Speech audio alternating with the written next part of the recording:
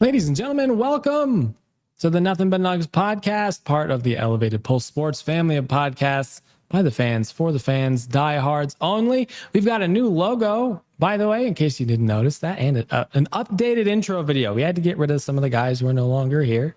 I'm sure Eric is a huge fan of both of those things, right? Love it. I was watching the intro video thinking, hey, I'm used to seeing some guys here that aren't here anymore. So love the new video. The new logo is super sharp. So yeah, pumped about it. Absolutely. It's a vibe, man. I mean, it's the 2026-2027 season is pretty much right around the corner. So we had to freshen up the vibe a little bit, dude, especially since there's going to be just so many new guys on this team. And well, we're going to definitely dive into one of those situations today. But as per usual, if you've been tracking with our podcast for the past few weeks, we're sorry for taking about 2 or so weeks off. There really wasn't much to talk about. And so now we're back.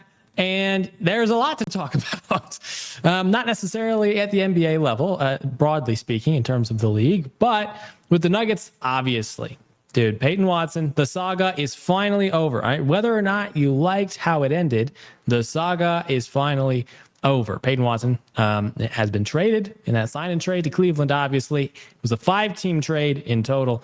And I mean, ultimately, this was just kind of a hectic situation overall. Any initial thoughts, Eric, before I kind of want to walk us through like the progression of the offseason so far to see how we got here and kind of maybe poke holes in how we ended up reaching this particular outcome. But any initial thoughts about this before we get into that?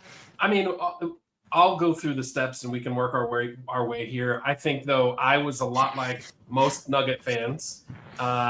When we first heard about the trade, I think we weren't shocked that the trade was made.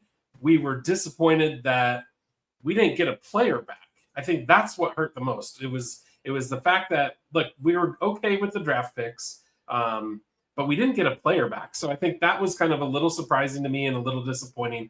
But let's work our way there because I think there are some other things we need to talk about as well. Yeah, a lot of nitty gritties as to why this particular trade ended up happening. And so for sure, it would be valuable to just walk us through the entire offseason and then to see individually what exactly happened when it did and how we got here. So, I mean, at the outset, right, top priority of this offseason, one of them at least, was retaining Peyton Watson. Obviously, a restricted free agent, obviously a guy who was kind of the first 2 or so years he was on this team, picked up rotational minutes in his 3rd season, and then in the 4th season, it was kind of to begin the season, but then he got an opportunity, and he just absolutely shined, relatively speaking, and on some nights, not even relatively speaking, had multiple 30-point outings. Obviously, he got hurt towards the back end of the year and did not play in the playoffs, very unfortunately, but this offseason, regardless of that, there was enough seen that we were like, and the Nuggets, at least initially, were like, hey, let's bring Peyton Watson back.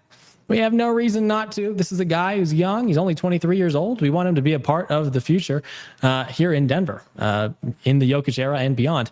So that was a priority, obviously, this offseason. But, I mean, when we're thinking about Peyton Watson's skill set in general, there are some pros and to consider here.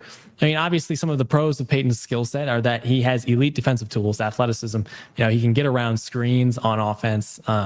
He's an improved spot-up shooter, at least this last season. And he's also an improved shot creator, and obviously, he's good at penetrating the paint. So there is a lot to like about Peyton Watson, obviously, as a player.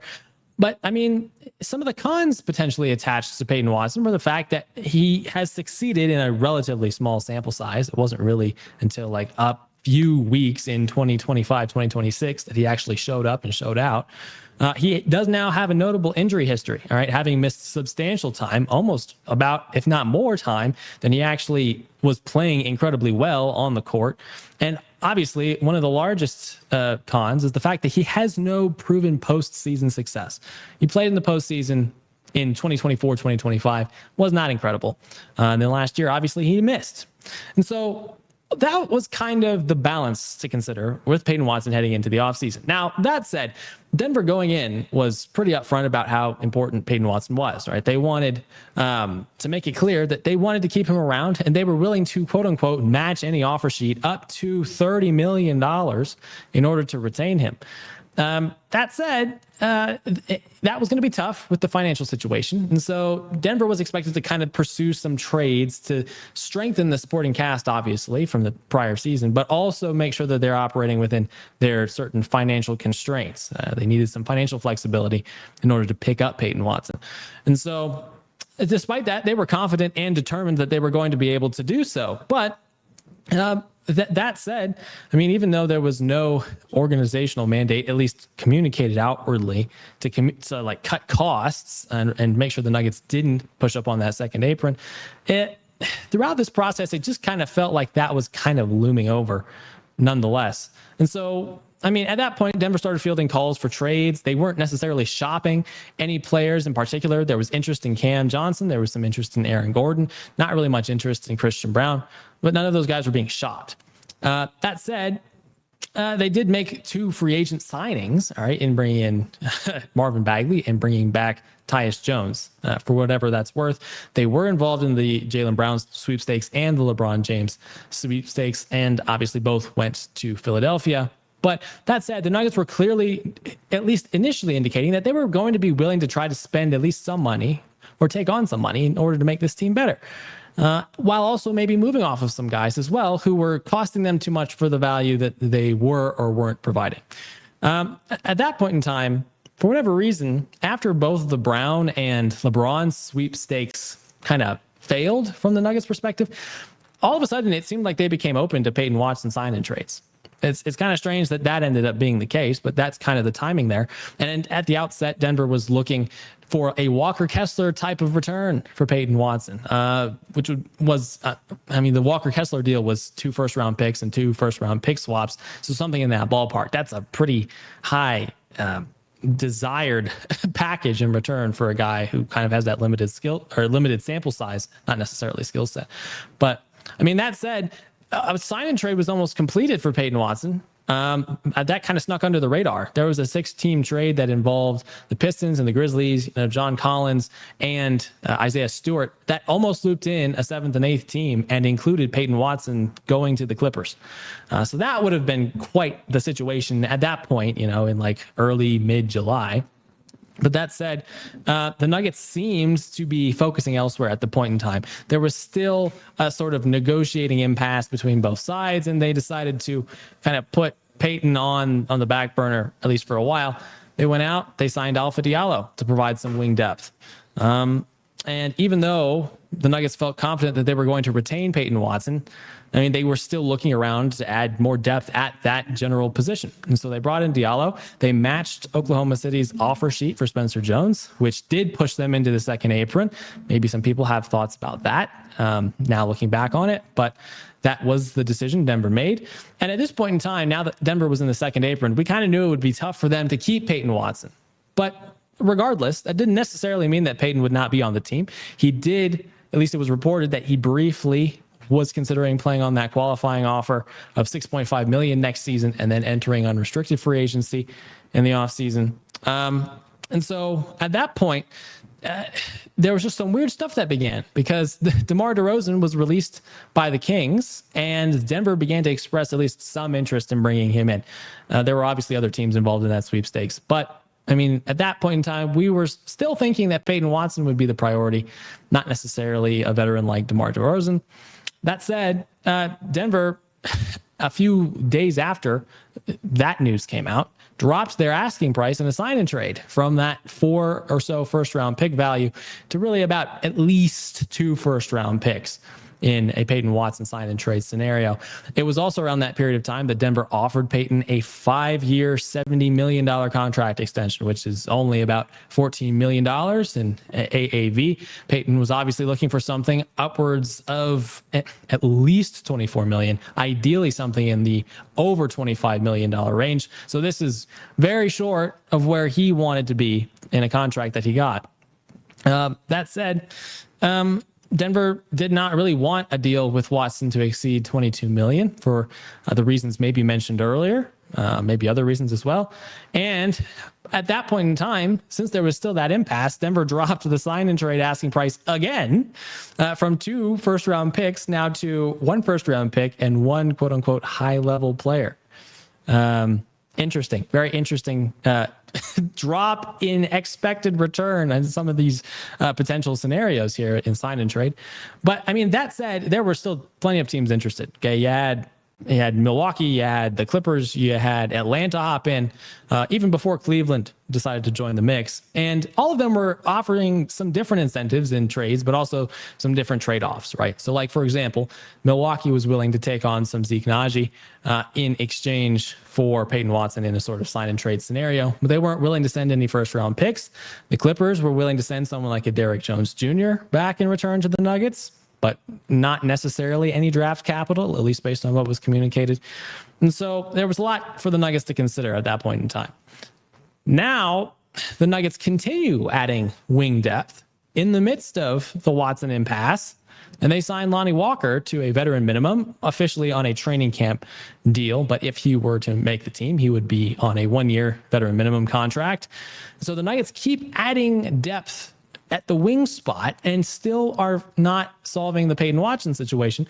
And it was at that point in time that Cleveland began trying to explore Max Strus and Dennis Schroeder trades to try and clear up space to pursue Peyton Watson. Even James Harden pushed back his extension with Cleveland in order to let them poke around that situation. And so it was at that point in time that Denver actually updated their contract offer to Peyton Watson to 4 years and $70 million, dropped a whole year off to increase the AAV to $17.5 million with a team option. So this is just totally a team-friendly deal, right? I mean, the Nuggets were retaining all the leverage in this situation with the offers that they were making.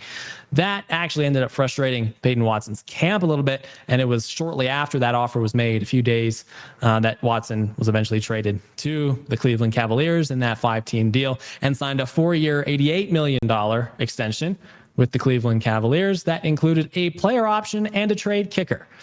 So like super player friendly deal that Peyton Watson got to sign with Cleveland. The Nuggets in return in that 5-team trade got a 2021 first round pick, 2032 first round pick, and also forward Julian Reese, who was on a 2-way deal, who for some reason the Nuggets waived. Maybe we'll talk about that a little bit later on, but that really didn't make much sense.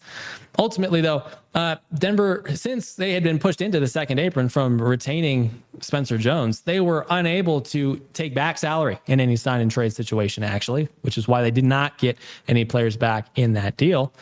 And it was at that point in time that Denver directed their attention to DeMar DeRozan. And lo and behold, here we are, just a few days after all this plays out. DeMar DeRozan signs with the Denver Nuggets on a 1-year veteran minimum contract. And whether he'll start in or slot into the starting lineup somewhere or come off the bench is still yet to be determined. But that is how we got to where we are today. I've just done a lot of talking, Eric. I think you've got to provide us some insight here on where exactly in this story everything, quote unquote, went wrong for the Denver Nuggets and Peyton Watson.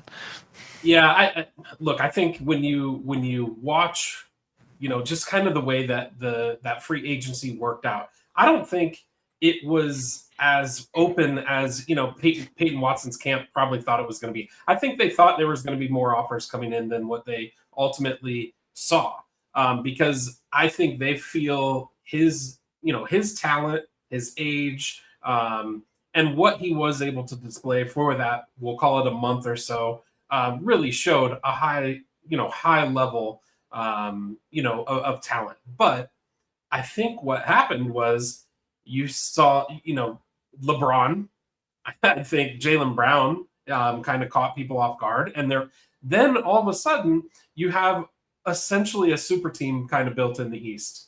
And I think there were a lot of teams, whether it was East or West, saying, well, how does that change our, way of looking at things? How are we going to change what we do or how we build our team?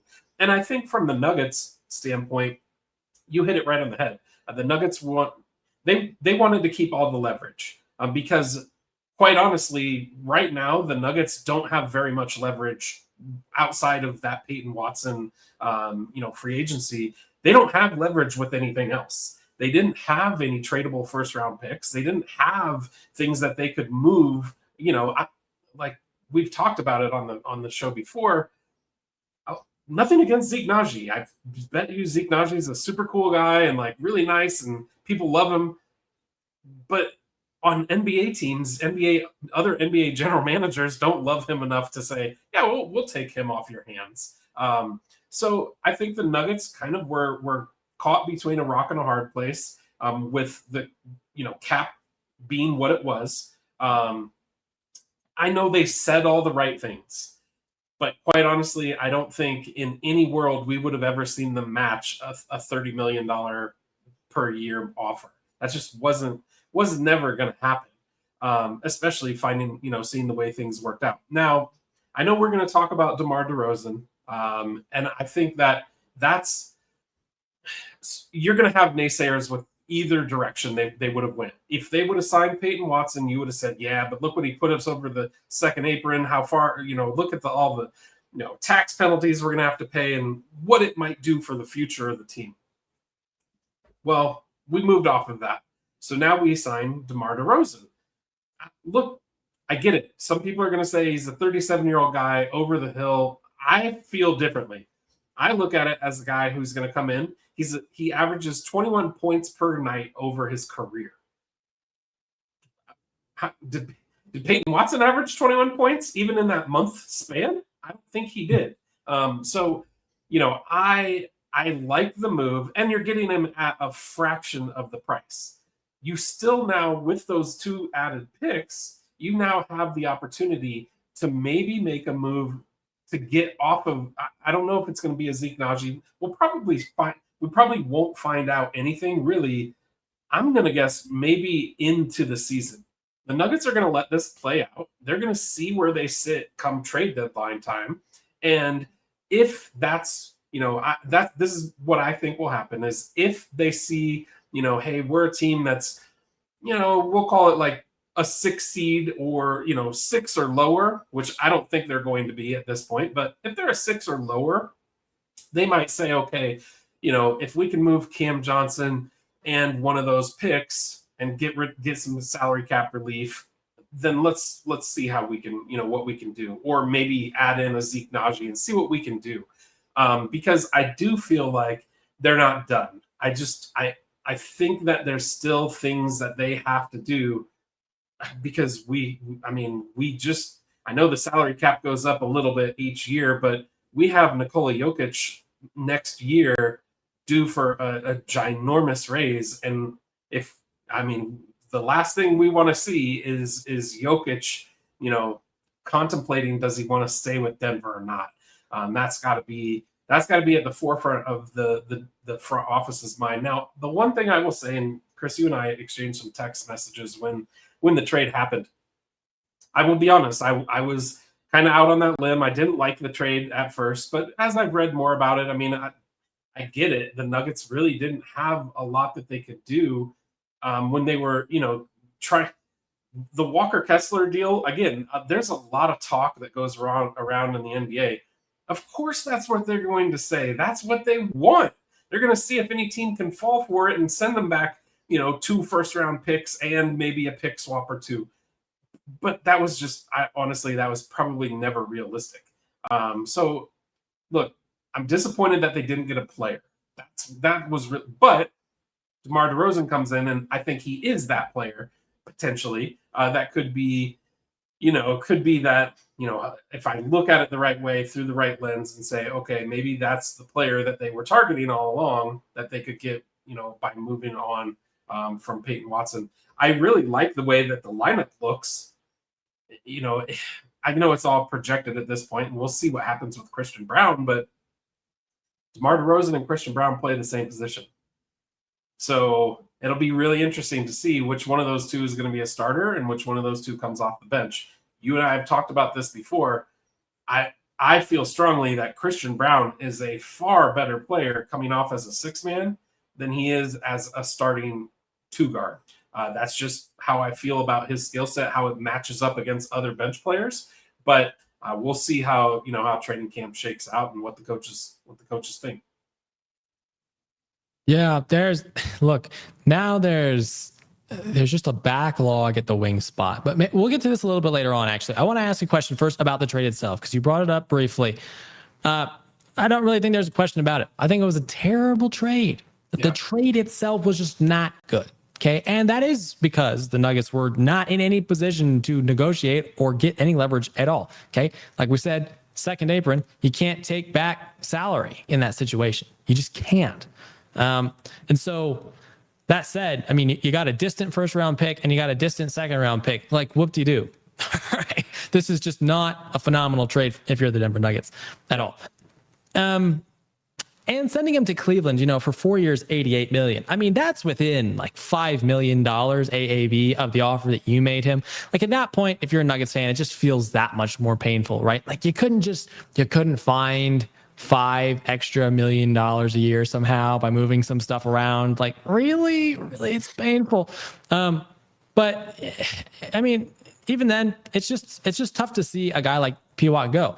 And we might not necessarily be saying that a few years down the road if certain things shake out. Maybe his injury history catches up with him again. Maybe he just doesn't exceed that sort of 15 point per game score that he showed last year. Maybe he experiences something similar to Christian Braun, right? Where he has like one really good year. The next year he comes out, he has injury issues. When he's not injured, he's just not playing well. You just don't know. But I mean, at the end of the day, yeah, the trade itself, not great. But yeah, what are your thoughts on the trade itself? It's amazing that Cleveland was able to move off of both Max Strus and Dennis Schroeder in order to make that work. I was actually super impressed by that. But are there any other thoughts about the trade itself before we move on to maybe the front office?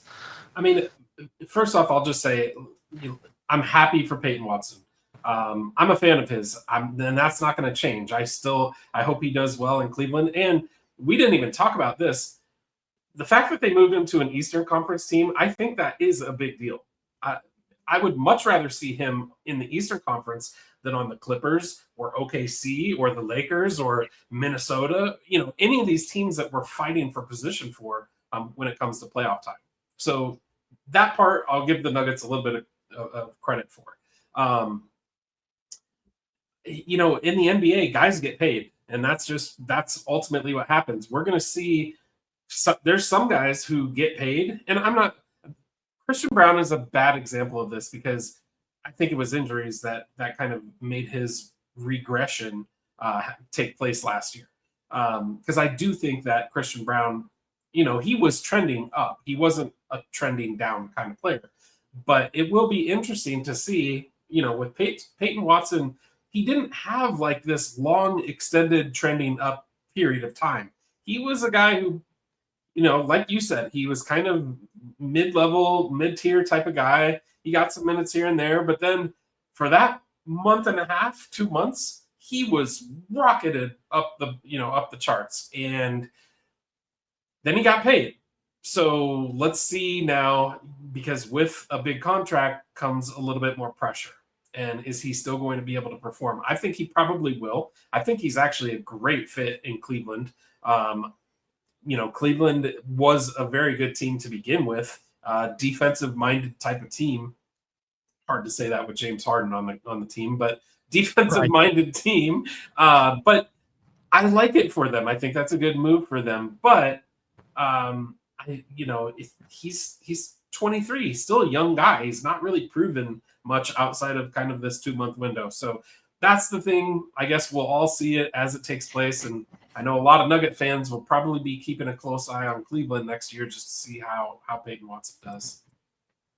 Yeah, I hope so. I mean, that's a pretty fun starting lineup in some sense, right? You got your 2 all-star guards in Mitchell and Harden now, I guess, right?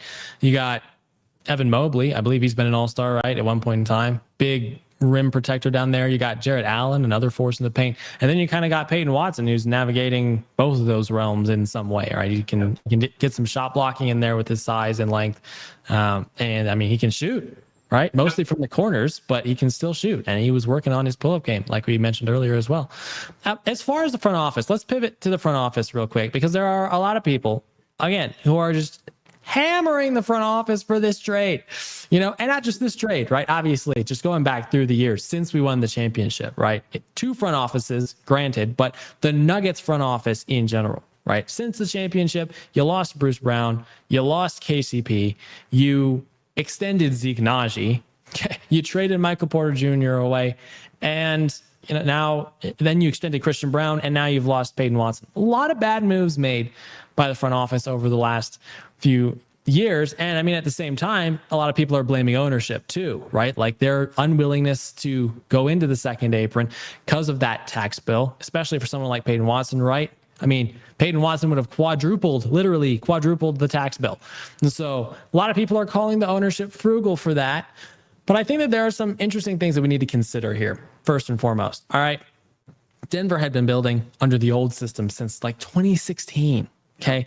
That culminated in the championship that we won 6 or 7 years later. Okay. So we reached the pinnacle, right? And we had a very, very expensive team because at that point in time, you wanted to pay to keep your homegrown stars around. So we gave Jamal Murray that extension, that massive max extension. We gave Aaron Gordon an extension. We gave Michael Porter Jr. an extension. Obviously, Nikola Jokic got a massive deal. Okay. You're paying these guys, right, to stay on your team. Homegrown talent in some sense. I get that AG is not homegrown, but at this point, it feels like he is. And then the rules change. Okay. And the rules literally changed in the worst possible way for the Nuggets, right? So if you go back through the offseason, after the championship, you lose Bruce Brown, right? Like 2 years, $46 million. That's $23 million a year. Okay. Maybe beforehand, you might have been willing to pay that if you were the Denver Nuggets ownership. But $23 million for a sixth man with the rules changed doesn't make any sense. Can't do it. You're just going to handicap your roster and your depth, which is something we had already been complaining about that year anyway. And they found a way to avoid, with their 8-man playoff rotation, found a way to make it work. Bruce Brown for $23 million a year was not going to be something they did. Okay. Then you extend Zeke Naji, right? Because you're thinking at that point in time, okay, well, signing free agents is going to be harder. Let's retain our homegrown guys who we have faith in, who we believe in our development staff and in turning into high quality role players. Let's re-sign a guy like Zeke Naji, who's shown some flashes of being good, to a contract that will be cheap in a few years. That didn't end up panning out either. Right now it's become sort of something on the books that's just hard to get rid of, and it's annoying. You think about KCP, okay? Now in his mid-30s at that point in time, a very critical role player. You lose him to Orlando for $22 million a year, and you're thinking something very similar. It's like, well, okay, he's very important to this team, but we have Christian Brown. We believe in his ability to develop a jump shot to fill a similar role that KCP did as a defensive-minded two guard. We're not going to pay $22 million a year to a guy who we can't afford to do that with. Okay, so that's how you lose KCP. Then Michael Porter Jr., who's been a mainstay in this rotation for years, right? Tall, wing, athletic, improved defender, great shooter. He gets hurt in the playoffs. Okay, not really his fault, but he gets hurt in the playoffs. And at that point in time, even when he was healthy, he was really kind of a fourth option on this team. Okay, Jamal, Joker, and AG had all kind of surpassed him in terms of the role that they had and the significance that they were given on that team. Mike's role was kind of hampered. And so that offseason, you're like, well, we still have depth issues. That was shown in the Oklahoma City series. We lost in 7 games. We need to go add depth. We can't be paying a fourth option $38 million a year in the current system. And so we had to move off of him. And at that point in time, it was a fantastic deal. Okay, you save $16 million a year. That opened up the ability to get Hardaway, Bruce Brown, Jonas Valanciunas. You added depth. It was a phenomenal offseason on paper. Okay, then the season starts. You're kind of so-so to start the season, but obviously you can see that this team was going to be solid, and they ended up being solid in the regular season. You give Christian Brown an extension. Okay, understandable. That's just the championship tax. All right, he was a contributor to a championship team. He had a great year the prior year when he was healthy. We're going to pay him 5 years, $125 million. Okay. Literally less than a week later, he gets hurt and is not good for the entire rest of the year. Not that he was necessarily good before that either. His jump shot really seems to improve since the prior year. But at least on paper, you can understand at least why that kind of made sense. All right. Then Peyton Watson out of nowhere becomes good. and now it's like, well, okay, we're going to be in the same financial situation, funny enough, this upcoming offseason that we were in and trying to avoid the last few off seasons, trying to navigate this whole situation. And lo and behold, that's where they ended up. And they're like, well, now we're kind of just stuck. Okay. We've mismanaged this change in the league. All right. We thought initially we'd be able to win with a core four that's taking up the majority of our cap space. That didn't end up being the case. Seems like we needed more depth. Oh, now we've brought in depth that we're paying too much for because we still have 3 guys on our roster who are taking up too much money. Let's see what we can do to try to move some money around in order to maybe keep Peyton. Oh, nope. Sorry. Spencer Jones. Spencer Jones is an important role player. We value role players. Much cheaper. Sorry, we're in the second apron. Peyton Watson has to go. So these are some of the considerations, right? When we're thinking about the front office, like it hasn't necessarily been easy for us in particular to manage the radically different rules that have just hindered us in particular. But what are your general thoughts on that aspect and how the league's change just fundamentally hurt the Nuggets in a unique way, arguably, that very few other teams in the league have been hurt in? Yeah, the league rules changing essentially at the exact wrong time for the Nuggets, I think is that plays a huge role. But there's something I want to unwind there, and everything that you just walked through is exactly how it happened. The one thing you left out, though, and this probably was one of those things that, for some people it was a huge deal. For other people, it was like, oh, okay, whatever, we'll move on. When they lost Mike Malone and Calvin Booth at the same time, when basically Kroenke came in and said, you two can't get along, I'm firing both of you. I'm paraphrasing, but that's essentially what happened. They couldn't get along. They couldn't agree on the players that they drafted and who was playing what playing time. And he said, fine, we're going to clean house and neither of you get to have a job. That was a huge turning point in my opinion, for the Nuggets. From the standpoint of Mike Malone, I don't care. I know there's the Doug Moe homers out here, and I know the George Karl guys are. Mike Malone's the best coach in Denver Nugget history. That's my opinion. I think he leads the Denver Nuggets in all-time wins. He's won our only championship. He is the best coach that we've ever seen on the sidelines in Denver. Calvin Booth, when he left, we replaced him with 2 guys, essentially. The Nuggets front office doesn't have a general manager per se. They have 2 guys that kind of fill that role. And I don't know if you've ever heard anything about in other sports, to just take away from another sport, but in football, if you have 2 quarterbacks, they say you have none. And I feel like sometimes that's where the Nuggets sit. They have 2 guys trying to do the job of 1. And I would be willing to bet you that on their own terms, they are probably rock stars at the job that they do, the job that their title is. But when they have to get together and put their heads together to come up with a decision, look, I know we rewarded Christian Braun, but they didn't have to do that. They did not have to reward him at that time. They could have waited till the end of the season. So it didn't have to happen the way that it did.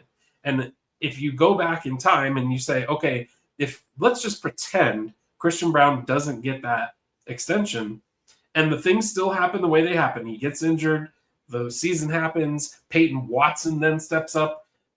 Man, how big of a different world are we living in as Nuggets fans right now and as a franchise? Because they may have said, okay, well, we've got to be smart about this. We can't give one of those guys $125 million. We've got to break that up into smaller. And I don't know if those guys would have accepted that, but I do feel like one of the reasons Peyton Watson had that $25 million number in his head was because of Christian Braun's contract. And it happened right in front of him. And I think he said, look, I'm at least as good as him. We came in at the same time. I've grown just like he's grown. In my eyes, I'm worth what he's worth. And so that's where the Nuggets really, the front office, I think, kind of pigeonholed themselves into saying, okay, well, what do we do from here? Now, I know we've talked about it before. The Nuggets history, from a front office standpoint, from an ownership standpoint, you talked about it. I know that there's like this idea or this, people are talking about how, oh, the Nuggets don't want to pay the luxury tax. The Nuggets owners are cheap. They don't pay people. That couldn't be further from the truth. You just said we had 4 guys on the team who were basically making max contracts. They did go all in to try and win a championship, and they did win a championship. And then they tried to reward some of those guys for winning that championship with contracts that ultimately then the rule change happened, and boom, now you're kind of left with egg on your face a little bit, because you couldn't foresee that those rule changes were going to come, or at least they didn't foresee that those changes would have made the impact to the team the way that it did. So I don't know. With the Nuggets front office, in my opinion, I think the biggest thing that they did was that when they got rid of Mike Malone, I feel like Mike Malone was such a good leader. And this is not to take anything away from David Adelman. I think he is a great young mind, a really good coach. But you can see the fact that they've brought in, former head coaches now on his assistant team. Clearly, there's something there that they're saying, okay, well, we might have to move away from him. I'm speculating, of course, at this point. Nobody's ever come out and said that, but that is the image that gives off when you bring in somebody that the rest of the league looks at and says, hey, that could be a potential replacement there. People kind of open their eyes and say, yeah, maybe that is what that is. So, and then to me, the other big thing is, like I said, I would really like the Nuggets to. It's not my money. It's easy to talk about when it's not your money, right? But I would really like the Nuggets to have a general manager, just one GM, just one guy that's out there making those calls. And I don't know who that guy is. I'm not sitting here claiming, that I know who that right person is, but I just feel like with the two-headed monster approach, it really hasn't worked that well for the Nuggets, and I'd like to see something different. Yeah, it is what it is. You just said something that I wanted to respond to, and I'm forgetting what it is now. Oh, dang it, dude. Well, you just said something like in the last minute, literally, about, oh, dude. Oh, yeah, I'm alone. Of course. Goodness gracious, dude. See, and Adelman too. Okay, well, here's the thing. Obviously, Adelman needs some veteran presence on his coaching staff. All right. I was kind of surprised that he didn't really have any of that last year. He brought in a lot of former NBA players, which is great. I mean, those guys are great. Apparently they're good at player development. I mean, Jalen Pickett had his moments last season. Obviously Peyton Watson took massive steps forward, and the team had the best offense in the NBA and one of the best offenses in NBA history for large stretches of last season. And they won 54 games, which I believe is the second best record in franchise history. So, like, from an on-paper perspective and an actual results perspective, there was really nothing wrong in the regular season. Now, in the postseason, obviously, rookie head coach, you get outdone by a more veteran head coach. That's fine. The team also wasn't healthy, and I mean, the personnel just was not able to stand up to the same Minnesota team that they were unable to stand up to the last time both teams played. So how much we blame Adelman and company for being or for putting us in some kind of position that we're in now, I'm not necessarily in that camp. I get that Michael Malone was a good coach, and I mean, obviously he won a championship. He's, like you said, arguably, if not the best coach in Nuggets franchise history. I mean, there's something to be said for the fact that his way of motivating guys just fell on deaf ears at some point. And at that point, you really can't do much other than remove the voice from the locker room. Getting rid of both him and Booth at the same time might have caused issues, because you're now without anyone. You just said, okay, both of you lose, right? Neither one of you is going to win out here. And that's kind of unfortunate. I mean, I didn't agree with everything Calvin Booth did, but Calvin Booth was the one who, in his first offseason as GM, traded for KCP and signed Bruce Brown. So, we got to give credit where credit's due. But yeah, I was not a fan of giving Najee an extension. There was no reason to do that. So, I mean, it's fine that both of them are gone. Regardless of that, we are where we are now. And to the point about the owners kind of maybe being involved in this too much, like you brought up about what I brought up, they've been willing to dish out money Okay. The Nuggets currently have the 7th most expensive roster in the NBA. And it might not be a very good roster, but it is still a very expensive roster. And it's in the second apron. Hopefully not for much longer. But there's another side of this too. People are acting like being in the second apron is all about the money. It's also about the ability to construct your roster. So I mean, we talked about this before, but like the second apron is so punitive in so many different ways when it comes to actual roster construction limitations. If you exceed a certain amount of salary, right? Nuggets in the second apron right now, they can't do any salary aggregation, so they can't combine 2 or more player salaries and take back a higher player amount, pretty much in salary. They have an incoming salary limit. They have no trade exception access. They cannot do sign and trade acquisitions. They could have frozen draft picks at some point in the future. And it's just stuff like this that you're like, they're also effectively shut out from the buyout market too. So it's like being in the second apron is not just about money. It's about constructing your team fundamentally. You can't be there. So like, that's why it was created, so that people can't just spend money to win. And so I don't really understand the argument that the owners are being cheap from those two fronts. That argument just holds zero weight at all.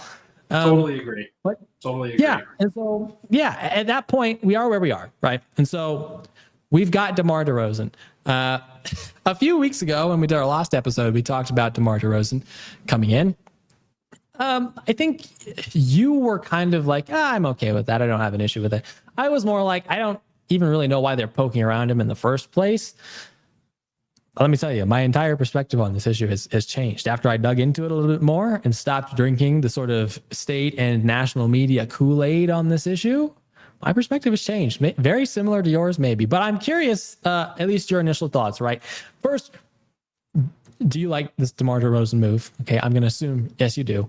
But secondarily, do you think this is that corresponding move that they needed to make? Or do you think that this and another one need to be made in order to fully put the whole picture together so that we can at least take our minds off of Peyton Watson not being here a little bit more than we currently are? So I'll start with the first question. Yeah, I do like the move. I think it's a really good move at the price that they got him at too. I think that's actually what makes it a really good move. I still feel like, though, there's something that they need to do from a guard perspective, from a backup point guard perspective. I don't know if they will do it, because you just talked about the different constraints that they have with the ability to build a roster. But I think if the right guy is there for the right dollar amount, I mean, really, quite honestly, what we need to find, and that's why it's just really kind of a bummer that Milwaukee backed out. We need to find somebody who's willing to take Zeke Naji's contract and just give that guy a change of scenery. Let him go, be whoever he's going to be, whether he's going to blossom into something really good or, fizzle out of the NBA, whatever that path is. Let's get him onto another team and have him go do that path somewhere else. I don't want to see it be at the expense of like a Strother or a De'Ron Holmes, because I think both of those guys have some high upside. But those are the kinds of guys you're probably looking at if the Nuggets do make another move, that they're going to have to find a way to remove that salary, because I don't remember exactly what the dollar amount is that they're over the second apron, but I think it's less than $4 million, if I'm not mistaken. I think it's under $4 million. And those guys' salaries kind of align with that, right around that $4 million mark. So those are the guys that I think could potentially be on the move if they find the right piece that they're looking for. But to be honest with you, I'm good with them moving forward with what they have currently. And like I said, just kind of waiting until into the season. If something presents itself, pre-trade deadline, then make a move. Yeah. So I agree pretty much with that. I do feel like they need to make a move. Look, like I said a little bit earlier, they have too many guards now, too many wings. And that's going to cause some rotation issues, right? Because how's this going to shake out? You brought in this offseason DeRozan, and you brought back Spencer Jones. You already had Christian Braun on the team, and Julian Strother had kind of slotted in, at least in theory, as your backup shooting guard, as your Tim Hardaway replacement. And that was fine. I had no issue with that. But now you're at a point where the roster, well, just fundamentally looks like this. Okay. At the point guard spot, you have Jamal, you have Tyus Jones, you have KJ Simpson on a 2-way contract. At the shooting guard position, theoretically, you have Brown, DeRozan, whoever's going to start there. We'll see. And then you've got Strother. At the small forward position, you have Cam Johnson, you have Spencer Jones, Alpha Diallo. Bryce Hopkins hasn't technically signed his contract yet, which is kind of strange, but we assume he will, and it's probably going to be on a 2-way deal. So there's that. Power forwards, you got Gordon, you got Najee, you got Trayvon Brazil, and then at the center spot, you got Jokic, Bagley, and Holmes. All right. Is Strother going to be the third string shooting guard for the 4th straight season? I don't know if you can do that. Right. He's in year number 4. And when he's been given enough opportunity, he's actually been pretty good. Okay. Several years ago, came up huge in that Oklahoma City series to send it to game 7. Right. So if there's anyone on this roster who has deserved an opportunity for regular playing time, it is Julian Strother. But right now he's behind DeRozan and Brown. And if you were thinking, well, maybe he can play some 3, or maybe DeRozan can play some 3. Well, Cam Johnson and Spencer Jones are there, and you brought in Alpha Diallo. So they have too many wings. So I think they have to almost make a move here. Not necessarily for Najee. Obviously, I'd love to just send Najee in like 2 second-round picks to somebody and say, here, please, we don't even need anything in return. We just want to get the $8 million a year off of our books so we can get back under the second apron, and then maybe go out and sign someone to a minimum deal, maybe like a Brandon Williams, if possible, from the Mavericks, right? Point guard depth. I would love that to be the case. I don't necessarily think that's going to be very possible. And so if I'm the Nuggets, even though I've already lost Peyton Watson, I would still love to try to find a trade partner for Christian Braun. That might put me in a very unique category of Nuggets fan right now, but $125 million for a guy who's going to start and not do really very much other than cut and play defense. Like you kind of said earlier, he's been best on this team in a bench capacity because of his relatively limited skill set in that way. He's really good at those things, but if you can't shoot or even shot create at all as a 2 guard, it's just hard to justify putting you there. So I would love to attach like a 1st-round pick and a 2nd-round pick, and just whatever trade capital people are willing to take, just ship Christian Braun off. Maybe you get a player in return, right, who can slot in some depth somewhere. But I think that would be priority number 1 for me at this point in time. It clears up the bench a little bit, and you can add depth at the point guard spot, maybe at the power forward spot, wherever you see fit, right? I think that's the way I would go. I would commit to DeRozan at the starting 2 and Strother at the backup 2, and then Johnson and Spencer Jones at the 3. Christian Braun is kind of just clogging things up right now. And for $25 million a year, if you could move off of $25 million a year, that is probably going to be an albatross. I would totally do that. But I mean, as far as that's concerned, what are your thoughts on maybe packaging some of those picks that you got back in this trade for Peyton Watson and sending Christian Braun elsewhere? Well, that's one of the things, obviously, that has been out there kind of floating around, whether it's the internet or group chats or things like that. Look, there's still probably one too many guys on the team that gets paid like a max contract or a very large contract.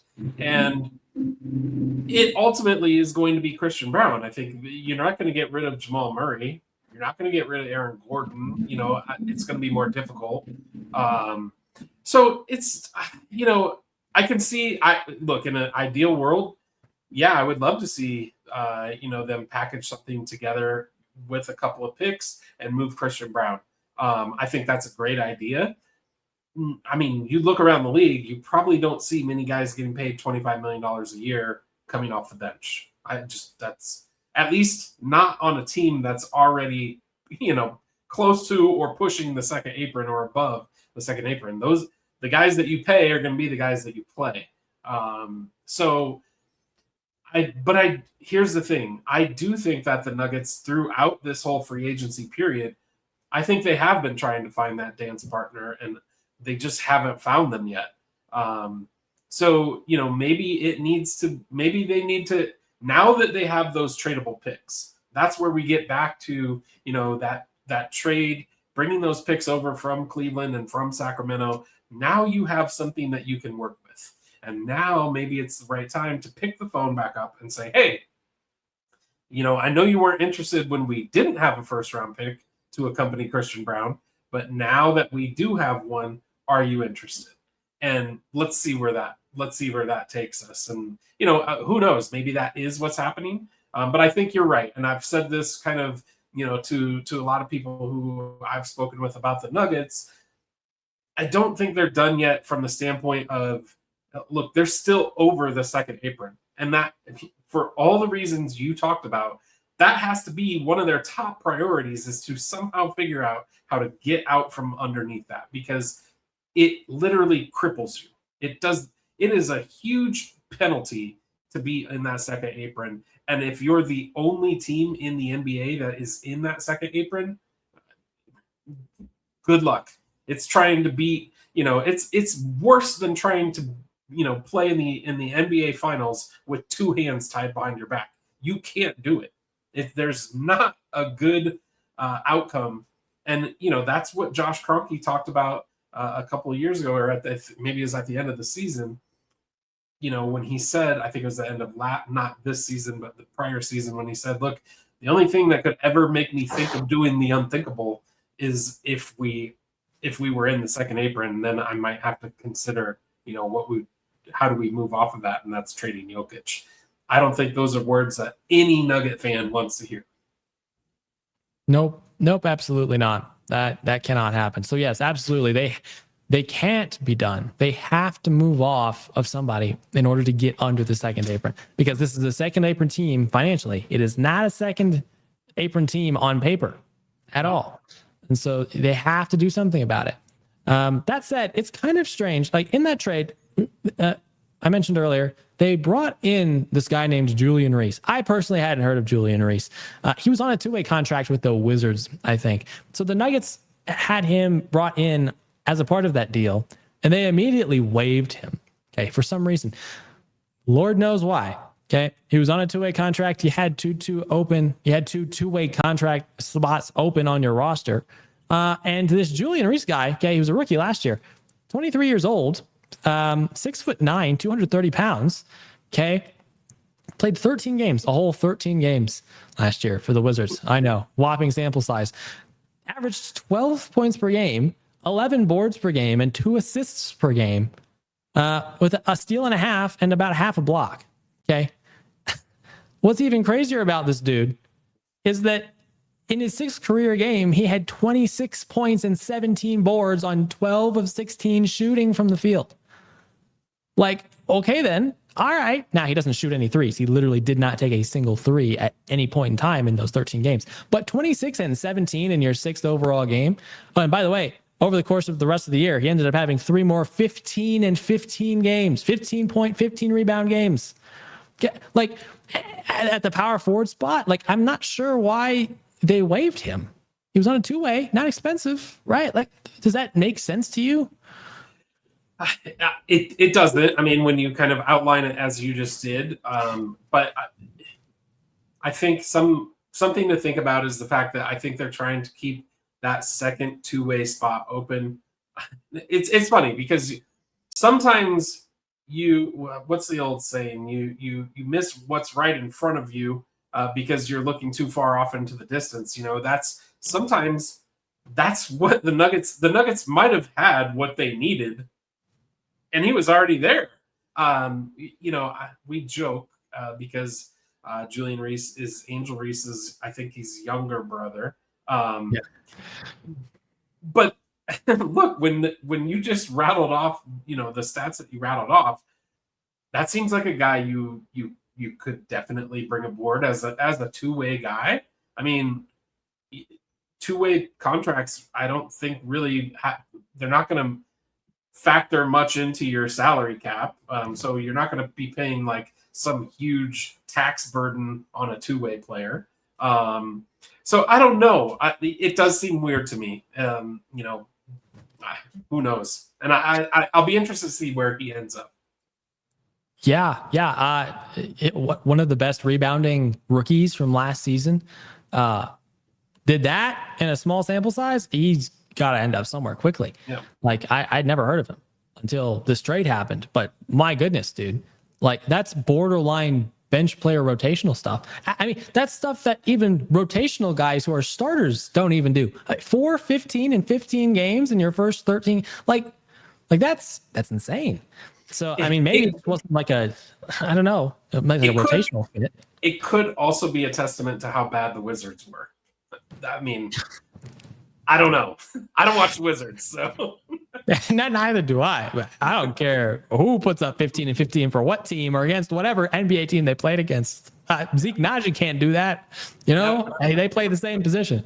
So like, I totally would have taken that. But maybe there's something to them wanting to keep a two-way spot open. Like I mentioned, Bryce Hopkins hasn't signed yet. He's probably going to sign a two-way deal. One might presume. And so you have 3 two-way spots. They added an additional one in the last few years. So KJ Simpson is one of them. That's fine. Bryce Hopkins presumably is one of them at some point in time. That'd be 2. Maybe they just wanted to keep one open. And so having Reese in there would have maxed all 3 of those spots. But I mean, for a guy like that, I would have maxed out my spots, you know, especially when I need forward depth and athleticism. Like, it doesn't make any sense at all. So I don't really understand what the Nuggets were doing there. Maybe they'll have like a press conference and someone will ask them about that. But that's just such a strange, unnecessary thing to do, right? At least in my opinion. That said, let's wrap up today's episode by talking about the DeMar DeRozan fit itself. Okay, the one guy who we kind of both just like interesting. The Nuggets are poking around him. That probably won't turn into anything. He was looking for like a $15 million a year deal. At least reports showed a few weeks ago. He had get him for a minimum. So that's an absolute win. Okay, he is 37 years old. But I mean, dude, like you said, his career average is over 21 points per game. We know he's a good scorer historically, master of the mid range. We know that. Last year, he averaged 18 for a terrible Sacramento team. Okay. But I mean, most importantly, the dude is healthy. Like he's literally in his entire career, which is, I can't count them all up right now, but it's at least 10, probably upwards of 15. The fewest games he's ever played in a season is 60. Like insanely durable, insanely healthy, and insanely good throughout the course of his career, right? Relatively speaking. Top 20 scorer in NBA history. Yep. So, I mean, what do you think about DeMar DeRozan and the fit on this team? Let's assume that he gets, at some point, if not initially, thrown in the starting lineup. Let's say that Adelman does like the politically correct thing and says, all right, we're going to have competition for spots this fall. All right. Obviously, a position battle is going to be the 2 guard. DeMar and CB are going to go at it. We're going to see who wins the spot. Let's say he wins the spot. How do you like his fit in a starting lineup with Murray, Cam Johnson, Aaron Gordon, and Nikola Jokic? I mean, it should be a perfect fit, to be honest with you. You got a guy who, shoots the ball at an extremely high clip, from the mid-range. So we know the Nuggets love to use the pick and roll, the pick and pop type of rotation. So that should fit him like a glove, to be honest with you. He's also, I don't have his stats up in front of me. I accidentally closed them, but he's, I believe, a decent 3-point shooter. Is he not? Do you have them up? Yeah. I think he's he's like average. So he's like Russell Westbrook, Yeah. But he's never played with a guy like Nikola Jokic, who is going to be able to get him open shots. So, look, the guy's just a bona fide scorer. And I think what the Nuggets needed. And I'm not saying, hopefully Aaron Gordon's going to come into the season healthy. But you saw, even though we finished the number 1 offense, when we didn't have Aaron Gordon in the playoffs, there was a hole. There was a piece that was missing. And when Minnesota clamped down on Jokic and clamped down on Jamal Murray, Cam Johnson stepped up, but nobody else was able to step up with him.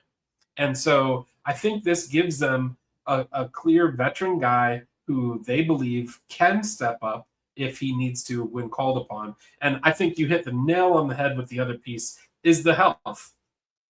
He's just traditionally a guy who's going to show up night in and night out. And he's been pretty reliable as far as, last year he averaged over 18 a game. This throughout his career, he's over 21 a game. Look, those guys don't grow on trees. You don't find guys every day that you can sign for just under $4 million a year, where it's going to, on a roughly 15 year career, average over 20 a game in the NBA. I will take that every time. Every time that's offered, I'm going to take that. So I love the fit. I would go back to what you had said earlier. I do agree, though. It's another wing, and so it's kind of created that log jam. That the Nuggets coaching staff is really going to have to figure out. And hopefully the front office can do them some favors and figure out a way to move on from Christian Braun, because I do think that would open up a ton. And then everything else kind of falls together the way that I think it should, if he's not, unfortunately, part of the rotation. Yeah, I agree. There are many people, many experts even, who do not like this fit for Denver. They feel like it causes too much clogging inside the 3-point line. That's fine. I understand that. But here's the thing, right? What I think we're really seeing here with the Nuggets making this move is not just them bringing in a guy who, 6-time All-Star, top 20 scorer all time. That's great. But they're bringing in a guy who actually really fits their offensive scheme quite nicely. And I don't think people really think too much about that, right? DeMar is a mid-range guy. Over the course of his career, he's become a guy who just dominates in the half court. Okay, he's traditionally an isolation type player. He can shoot the three, like we briefly touched on, mostly from the corner. I think is probably where he's best. Don't quote me on that, but based on the highlights I've seen, it seems like that's his favorite spot to shoot threes from. He's not a great defender at all, so the defense on paper gets worse. But when you're thinking about the fact that the Nuggets, terrible defense last year, top offense last year, won 54 games and had offensive issues in the playoffs, that fills a hole. Okay. Yeah. It's another guy that defenses have to worry about besides Nikola, Jamal, and a healthy Aaron Gordon. And back end of the season, hopefully we get him through the entire season. Back end of the season, Cam Johnson, who's a 3-and-D nightmare too. And so the Nuggets, and here's another thing about the Nuggets play style, right? The Nuggets have just, in a league that has gotten more athletic, that has prioritized shooting more threes and playing very high-paced basketball, the Nuggets persist on being a slower-paced team that scores primarily inside the 3-point line. They do not take a ton of threes. They shoot a high percentage. They don't take a ton of them. And despite my numerous calls throughout the season for them to take more threes, they just didn't listen. And so, I mean, you can only hope that the Nuggets are going to change their play style so much. But it seems like, especially with the financial restrictions they're having right now, they're just committing to their play style. Okay, Jamal is a good mid-range shooter. Joker obviously dominates the paint. Christian Braun lives on back.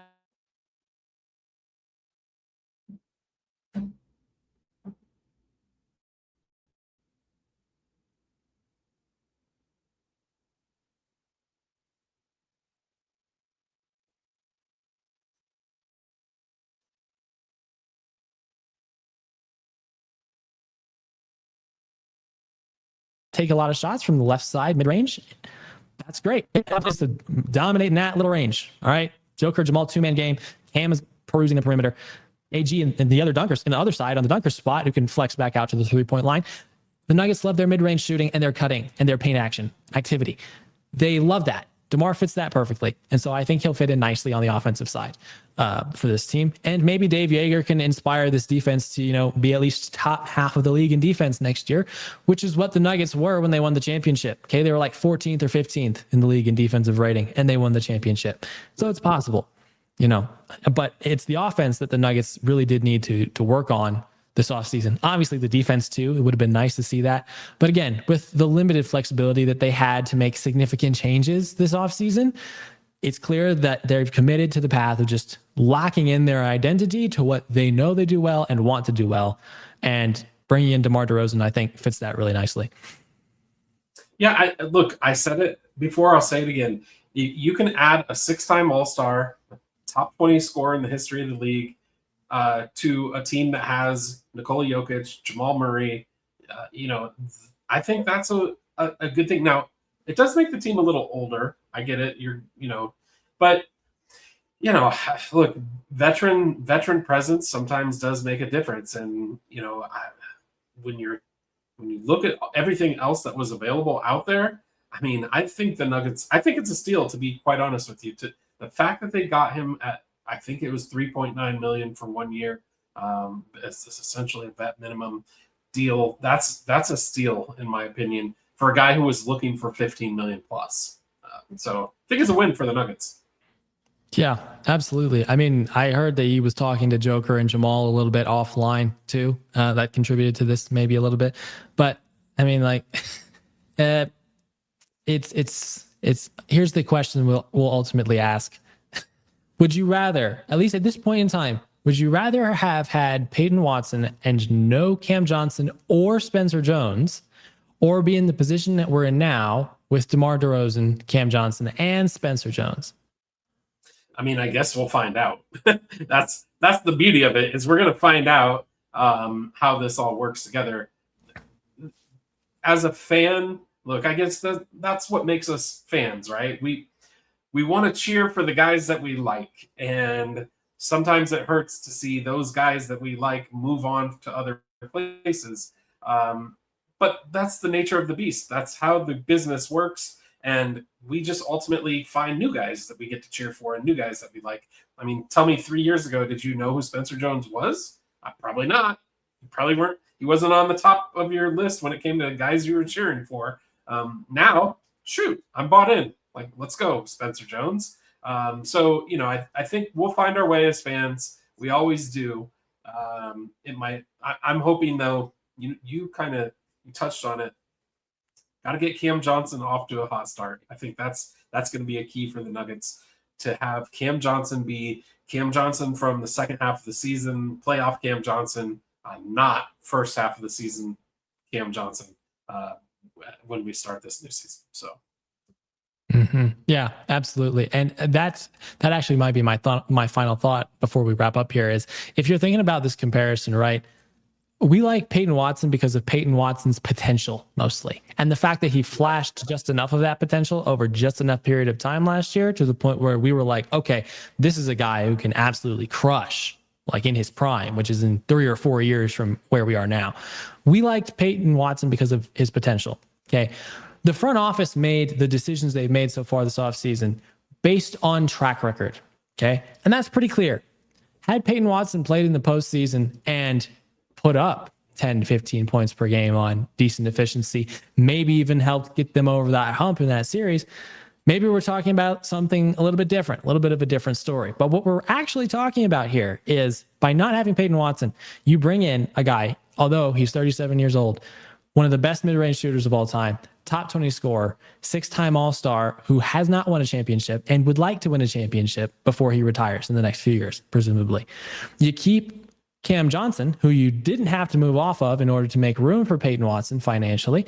Cam Johnson, for the last 5 years, has been an over 45% shooter and an at least 35% three-point shooter in each of the last 5 years. He was the third best player on a Brooklyn team that finished as the 6th seed in 2022-2023 before getting swept. This is a guy with a track record. This is a guy who in his last season started off so poorly, and by the end of the season ended up shooting 42% from three. Okay. This is a guy who showed up big for you in a game 6 against Minnesota. Had 6 of 10 from three or something like that in that game, the elimination game. Showed up when you needed him to, has the track record. The Nuggets front office was like, yeah, we believe the beginning of last season was a fluke. We think another full year of Cam Johnson is clearly worth it based on the track record. Spencer Jones, right? Contributed to the Nuggets being in the second apron. Spencer Jones worked his way up from two-way to starting in the postseason and literally won you game 5 of a playoff series while being one of the most efficient shooters in all of the postseason last year. Proven track record.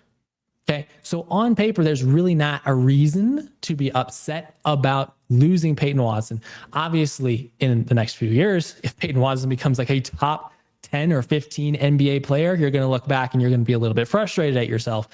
But I mean, for me, that's kind of like the only reason I'd really be upset, at least if the Nuggets didn't push for a championship this season, right? If they lose in the first round again, you're going to be disappointed. But if they make the second round, maybe win a tough 7-game series in the second round and then lose in the conference finals, I'm okay with that season. I think this is a competitive team still. But I mean, those are kind of the decisions that I'm considering in my head. If I'm the Nuggets front office, and as a fan, I can see that and I can appreciate that. That's going to be my final thought. But do you have any final thoughts from this discussion in general? No, I mean, it was a great discussion. I think it was a lot of fun. We've missed the conversation for the last 2 weeks, or I know there wasn't a ton of news out there. But I'm glad to see the Nuggets doing something. You know, I can't wait for the season to get going. I know it's, you know, kicking off football here in a couple of weeks, but that just means NBA is right around the corner once football kicks off. So this is a fun time of year. And hopefully the Nuggets, you know, will be able to make some noise. I do think, as I said earlier, I do think that they're still a top 5 team in the Western Conference, which, you know, we saw it last year. Really, I know it's top heavy with OKC and the Spurs, but really any of those teams, I think, in the top 5 could make some noise in the playoffs. Yeah, absolutely. I'll agree with you. All right, we have some comments that we want to get to before I guess we wrap up today's show. We'll get to this one first that we missed earlier. I guess we've already maybe touched on it briefly. How do you guys think DeMar is going to fit into the lineup, starter or second unit? What do you think? I think after they get through the whole politically correct process of, all right, we're going to have an open competition, I feel like DeMar is going to start this season as the starter. I just have this gut feeling. I just do. Unless Christian Braun has just completely retooled himself this offseason and truly just gets back to where he was 2 years ago, I think you bring Christian off the bench probably. And it's as like your backup 3. And you just work it that way. But what do you think? I mean, I agree. Like, look, I think best case scenario for Nuggets fans, Christian Braun has turned into, you know, some other type of Christian Braun. He has taken a step. That would be best case scenario, and then DeMar DeRozan comes off the bench and plays that 6-man role.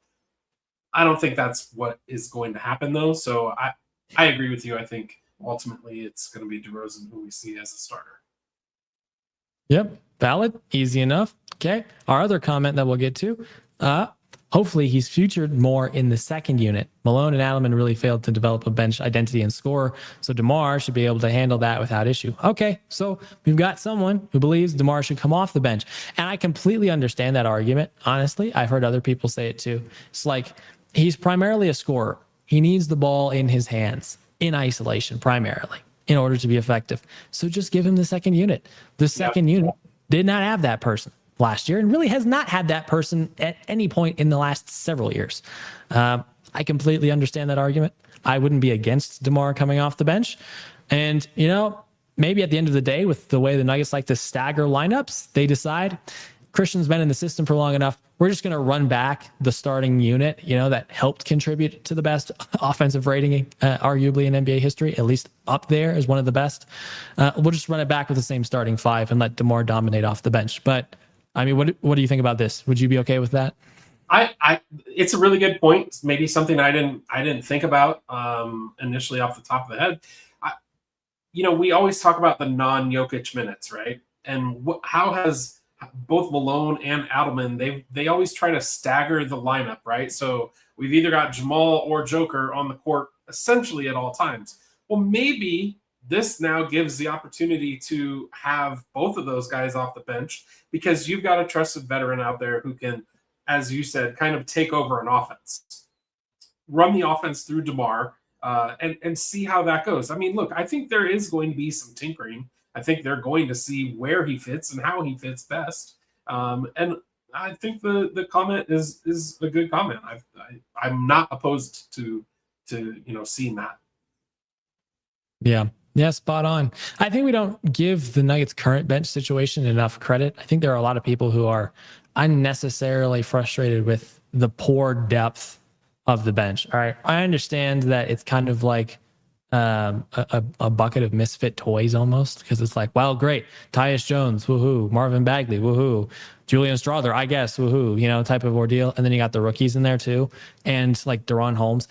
But if you really think about it, the fact that the Nuggets do like to stagger so much actually kind of makes that not such a bad thing, right? Like if you think about each of these guys, they all have a very unique skill set that Adelman can just plug into the starting lineup whenever he wants to, right? So like if you think about Tyus Jones, floor general, that's his track record. Okay. And he has a whole offseason to work with the Nuggets now to really understand the offense, figure out his role, maybe improve his shot back to where it was a few years ago, where he was actually a pretty decent shooter. Floor general in Tyus Jones. Julian Strother, a scoring threat, all three levels. He's got that floater he loves to take. Good 3-point shooter, at least conventionally, when he gets a regular playing time. And he's a pretty good finisher too, which is something I was surprised to see, especially on fast breaks. So you got a high quality scorer in Julian Strother. In Marvin Bagley, you have an athletic big who can go get in there and rebound. Maybe even get you some blocks, and he can still shoot a decent amount, albeit small sample size.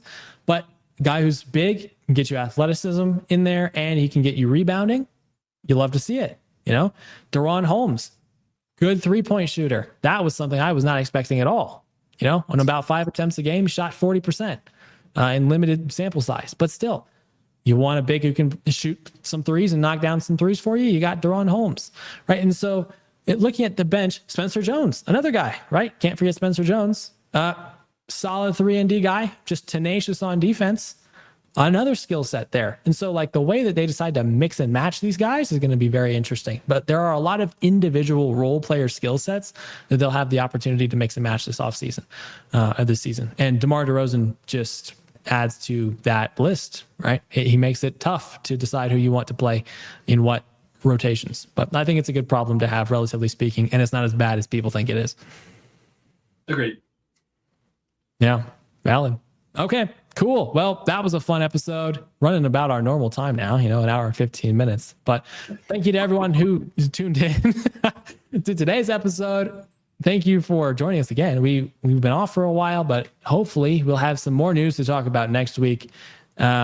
If it's not the case, then we'll see you whenever there's important news. And then once the season or like the preseason kind of gets up and running, we'll probably do like some player previews. Then we'll be back to doing every week episodes. So if we're disappearing on you for like a week or two at a time, it's not because we don't love you. It's because there's really not much to talk about. We'll build into some content regularity as the season progresses into September. But thank you guys for listening to this episode. And until next week, we hope you have a fantastic time. Take care and go Nuggets. Go Nuggets.